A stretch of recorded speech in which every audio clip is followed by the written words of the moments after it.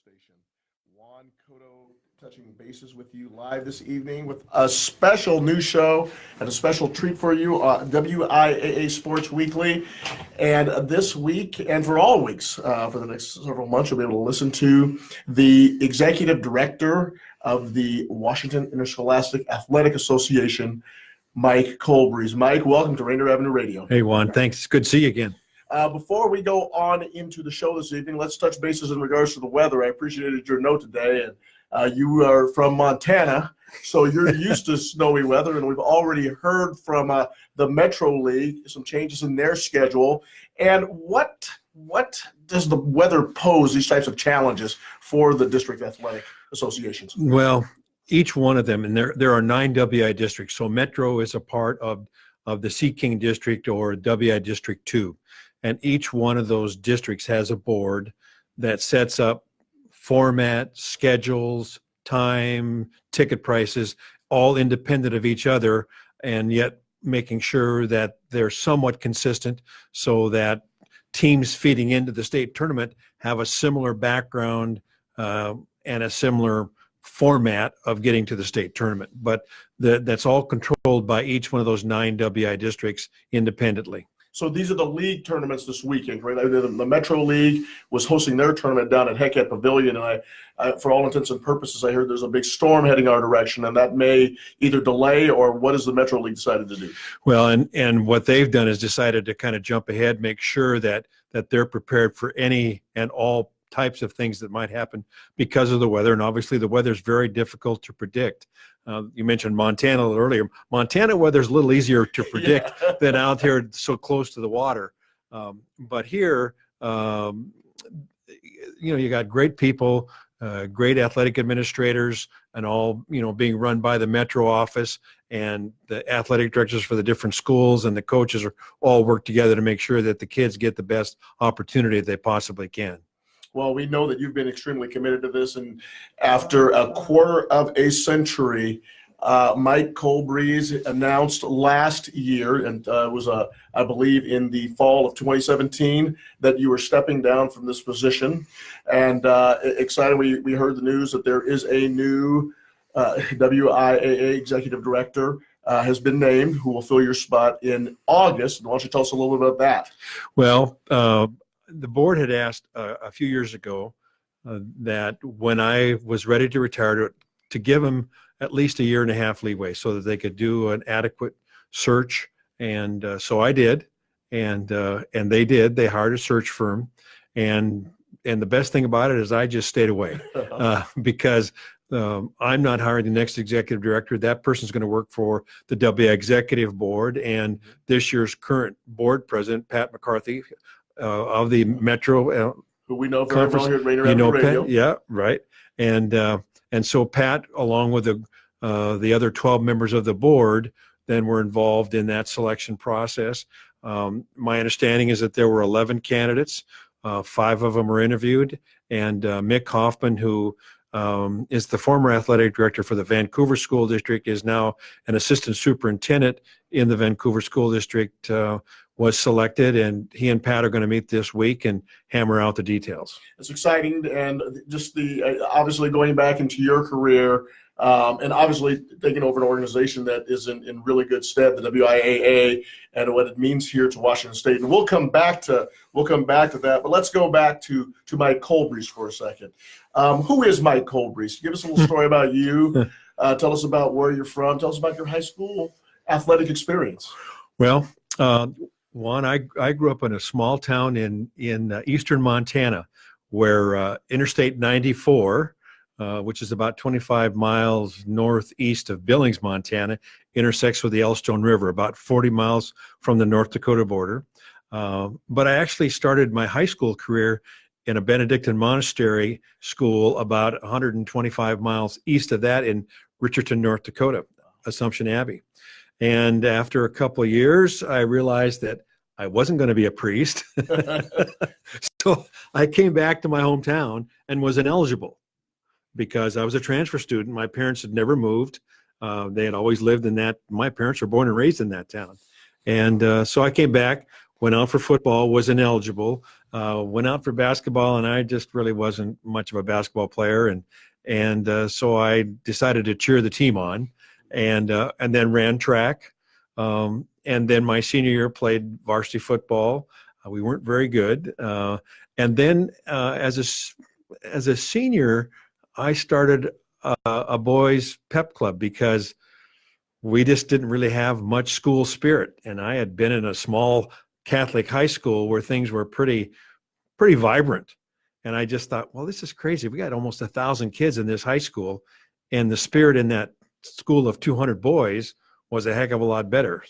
So we had a lot of fun, and it did kind of energize the school. And my high school is a pretty good sports town. It was at one time.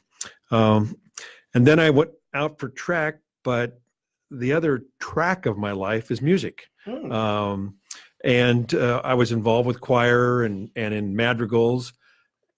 And we were going to go on several tours. And I went to the track coach, who had been my football coach, and said, Coach, I don't think I'm going to have much time to participate because music takes precedent over sports in my life.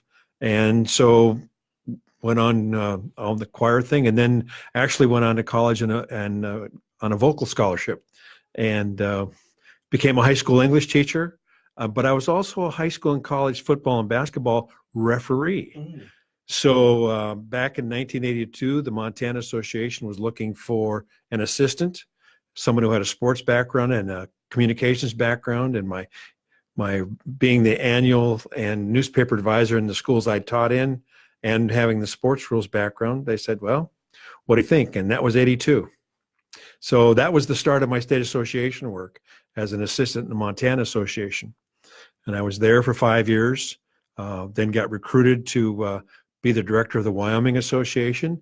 And then back in the winter of 93, was recruited by the board out here to apply, and the rest is history.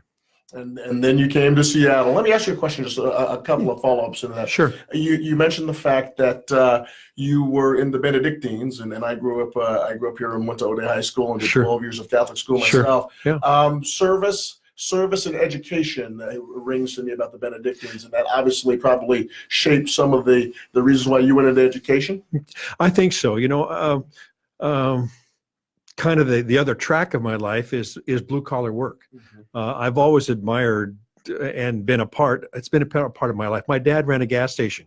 So in high school, the deal that my dad made us was that if you're out for high school sports or music, whatever, you don't have to work at the gas station that day. And during the winter, that was a heck of a good deal. And so my dad was a blue collar worker his whole life. Didn't have a high school degree. Actually was stationed out here during World War II in the Navy. But I learned a lot from him, watching him work with customers, and I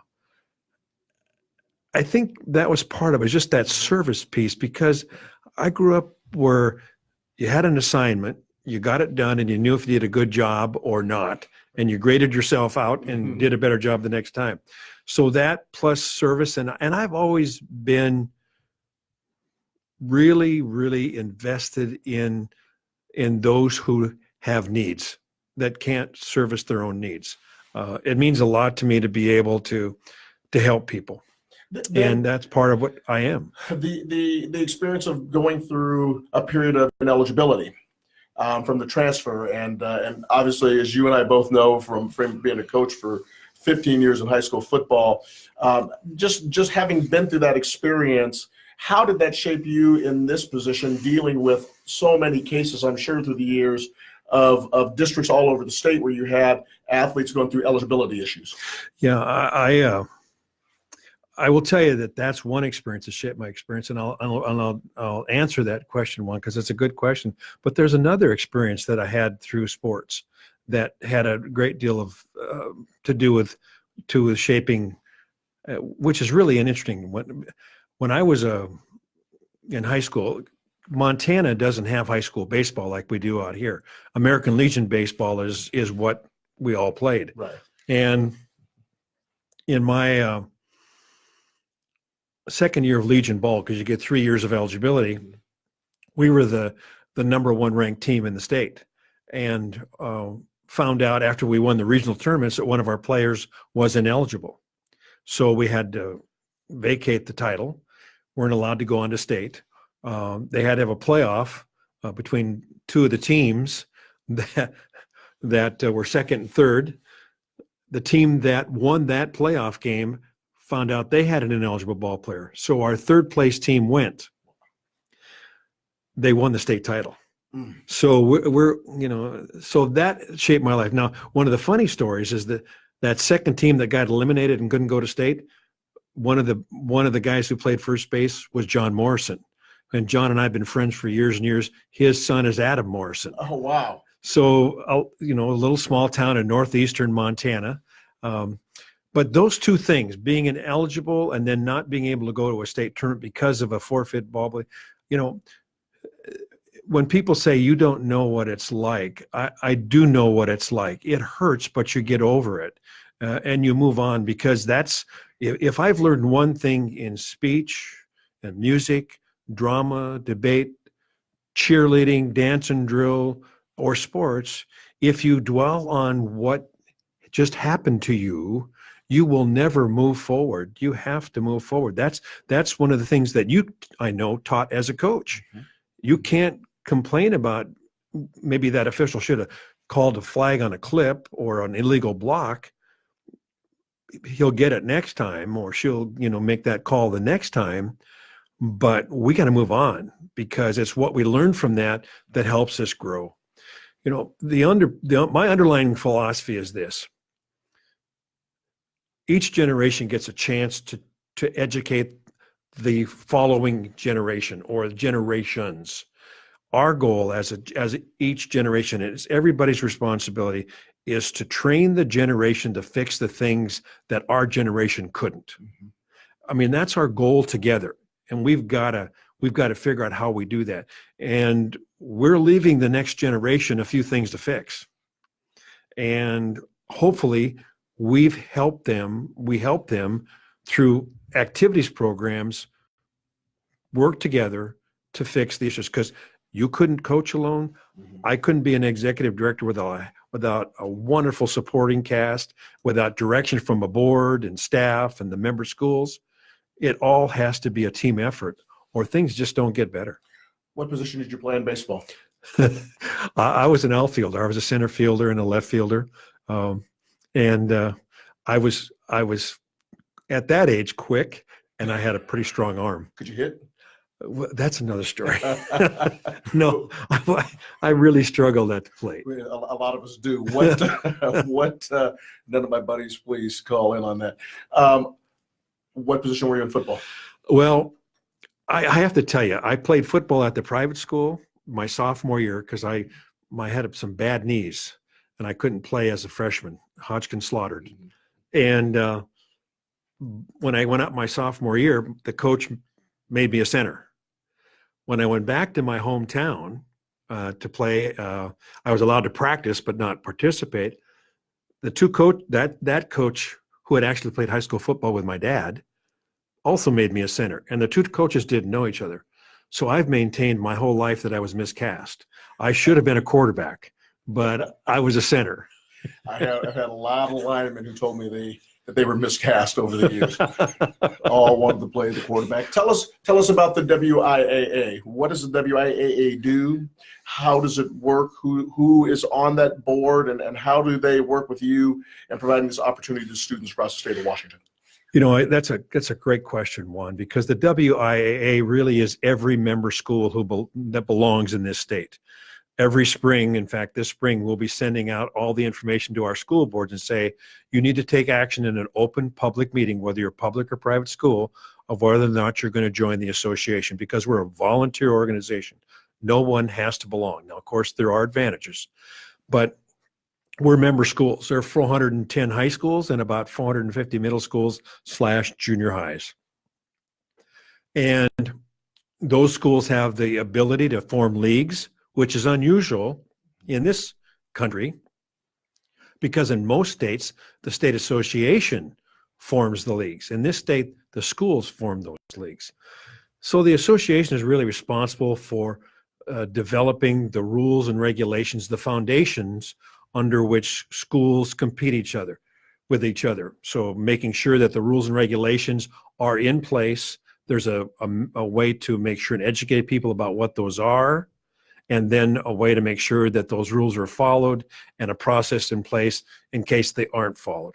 We're also responsible for promoting the values of school programs, because you've seen firsthand what school programs can do for students. I've seen it hundreds of times, and that's why I keep doing what I do. You're listening to Juan, Cotto, and Mike Colbrese on WIAA Sports Weekly on RainierAvenueRadio.World. And you were just talking about the team that helps you pull that together, and I'm sorry to cut you off. No, that's great. Yeah. Just wanted to throw in the tag to promote this incredible radio station that does so much to promote opportunities for young people in the community, and Tony Benton and the staff that he's put together. Tell us a little bit about the team that you've put together down there at WIAA headquarters. Well, we have a 12-member staff. And if somebody that knows a little bit more about the association were listening to this, they're waiting for me to say, and we are the smallest staff in the country for an association that runs over 23 activities programs, from speech, music, drama, debate, dance and drill, and sports. I'm really fortunate. They're a great group of people who really have as their core value helping kids be better through activities programs. And we're the administrative branch, Juan. The rules-making branch is a group that met a couple of weeks ago called the Representative Assembly.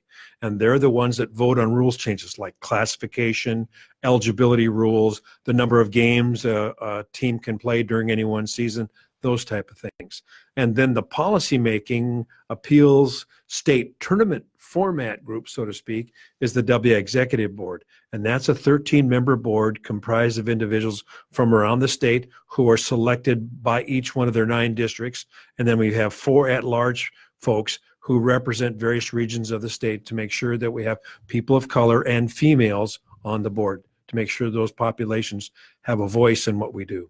And it was very, very interesting, obviously. Just, I believe at the same meeting where you picked the new executive director, there was a vote to look at classification of the leagues from 4A, 3A, and all the way down.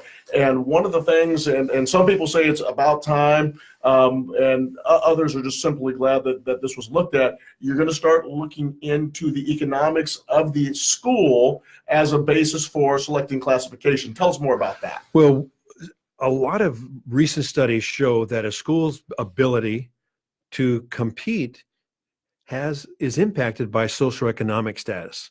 I mean, you've been in a few different high schools, Juan, with a little bit different demographic in each one of those schools. And you know firsthand that a student's ability to compete, to be involved in activities, is based on a lot of factors over which they don't have control.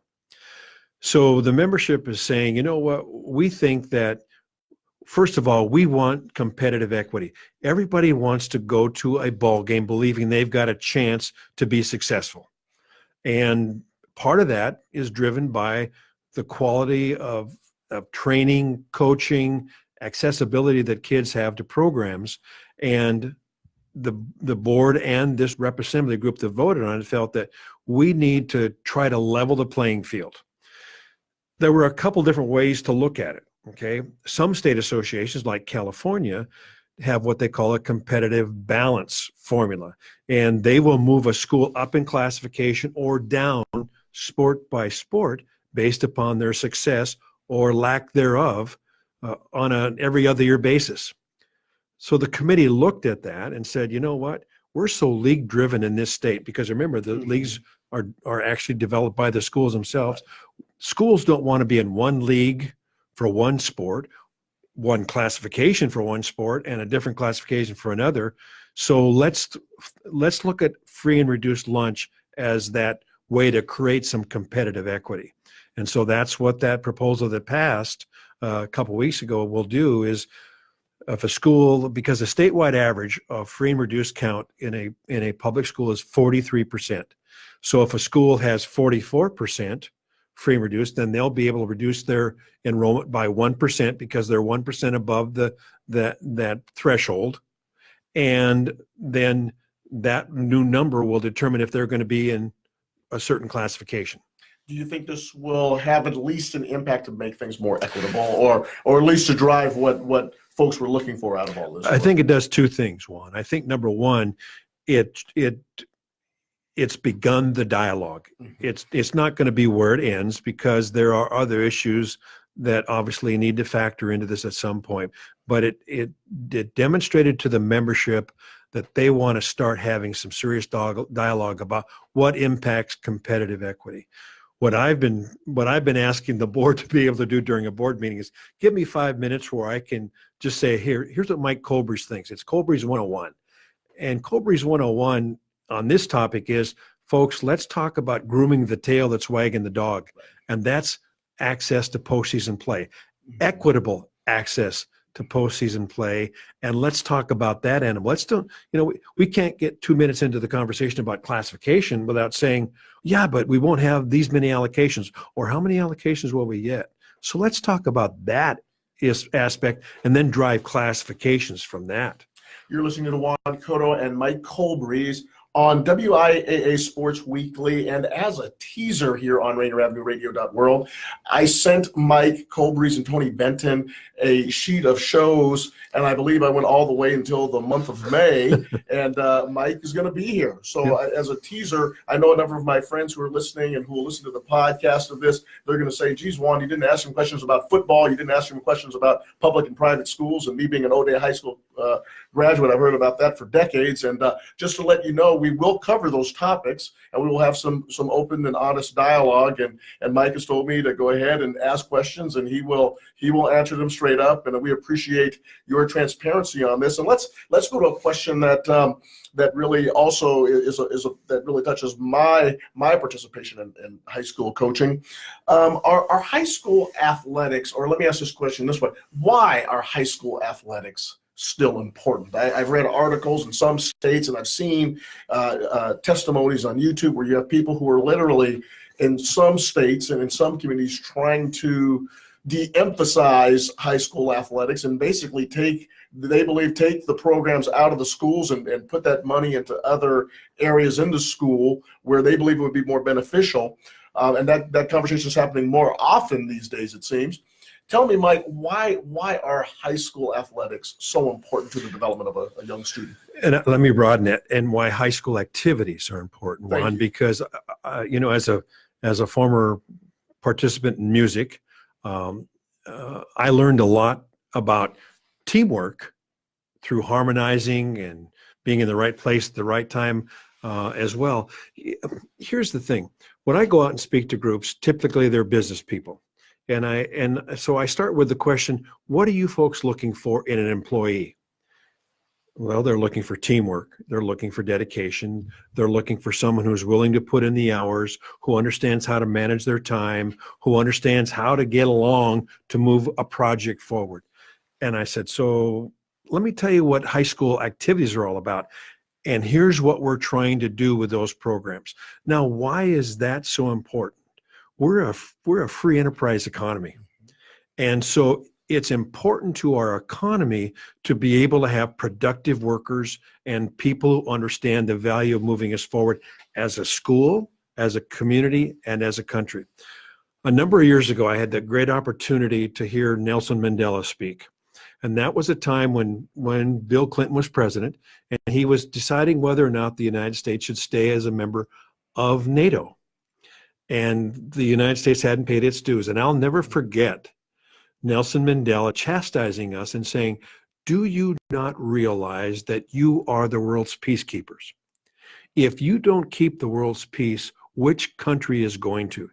Now, I'm not a military person. I believe in a strong defense. I believe in diplomacy. I believe in getting along. But when you think about the fact that we really are the world's peacekeeper, and how do we work together to provide that peace, it's through learning how to work with each other. And I believe the foundation of that is school activities programs. Well, I just want to say I appreciate you signing up to do this. our brief time every week has come to a close, and that touches bases. But hopefully the audience this evening got a chance to learn a little bit more about you and learn about the organization and all the things it does for high school activities. And I appreciate that answer, and we'll certainly follow up next week. So any last minute ideas that you want to add in? Well, the other thing, Juan, if people have questions, I mean, obviously they don't know everything that's on that agenda that you have shown me, which is pretty darn aggressive and impressive. Thank you. I really think just email us, and if we don't have it already scheduled, I'd love to work it into the program, because I want to hear what people want to ask. Thank you so much for coming out this evening, and I'm looking forward to seeing you next week. And we got one show down, and I'm looking forward to following up on the next 16 or 17. And so am I. Mike Colbrese, ladies and gentlemen, the executive director since 1993 of the Washington Interscholastic Athletic Association, and we're looking forward to picking his mind and his career and his service as we move on in this wonderful presentation on RainierAvenueRadio.World. So signing off for this beautiful Tuesday evening, Mike, thank you so much for coming out. Thanks, Juan. We'll see you next week. You bet.